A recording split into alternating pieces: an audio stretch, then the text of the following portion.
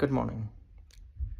Today, I'm just going to talk something about API best practices. So when coming to APIs, we use REST a lot. And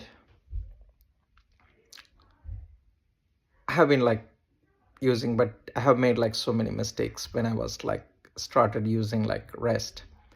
So some of the things still I see a lot of developers do that. So I just want to share some of the best practices. These are essential, not only best, needed ones. So using plural nouns. So when you design a name, let's say users, or customers, rather than saying get users, update user, like that, because you have HTTP method to do a post for creation, or put for update, get for retrieving the data, or delete for deleting it. So that's one of the things. So that way you have that.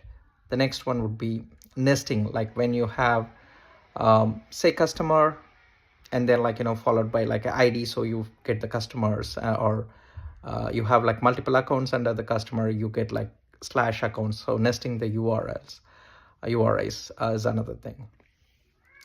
So that way, that is more self-explanatory, rather than having individual names wherever it makes sense to do that. And the next thing is using appropriate HTTP status codes. So it's not always 200 and passing a object or object. I have done this, so a decade back. So that's something you try to give, okay, if it's a create, it should be 201 versus a get is going to be 200, or a client validation status code is going to be 400 series. So using the appropriate status codes is an essential thing. The other thing is versioning. So a lot of times when we create APIs, it's obvious we have to do serve for multiple versions, or move it between. So having versioning the API is key thing. So it's a lot easier. You can create new versions, and the users can slowly migrate, and you can focus on how many versions you want to manage, or support at a time.